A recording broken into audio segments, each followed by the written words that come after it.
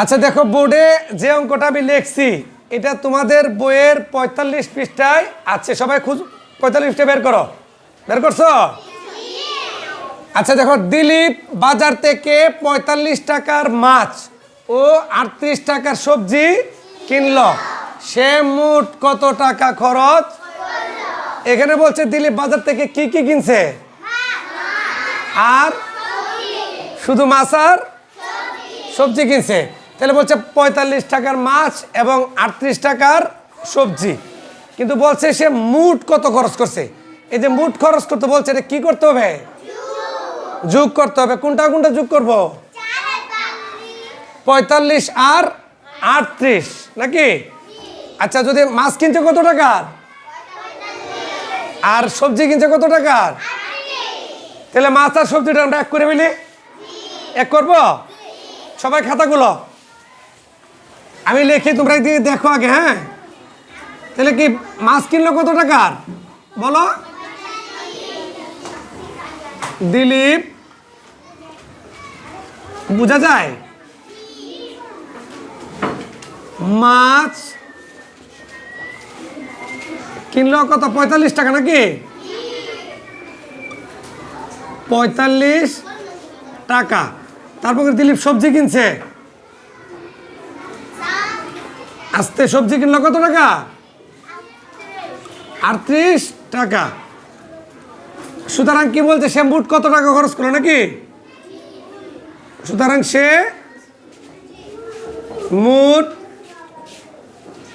খরচ করলো। কি করবো এটাকে আমরা? কি করবো এখানে? সবাই বলো কি করব? যোগ করব। যোগ অর্থ কি? একত্রিত করা। আচ্ছা, আমরা একসাথে করে ফেলে দিলে 45 যোগ কত? এই যুগটা কি পারবা? তাহলে সবাই যুগটা করো, করে আমাকে রেজাল্টটা দেখাইবা, তাই না? আচ্ছা, তার আগে দিলীপে কি কি ছিল? মাছ। কার কার কোন মাছ প্রিয় আমার একটু বলো তো?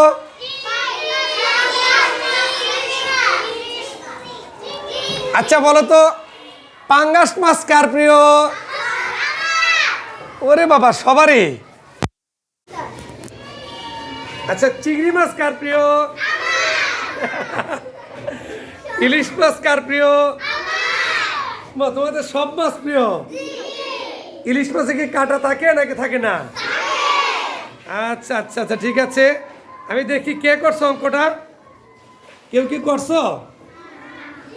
আচ্ছা, দেখি আমরা। হ্যাঁ, দিশা বসো, নিবেদিতা বসো, বসে লাগো।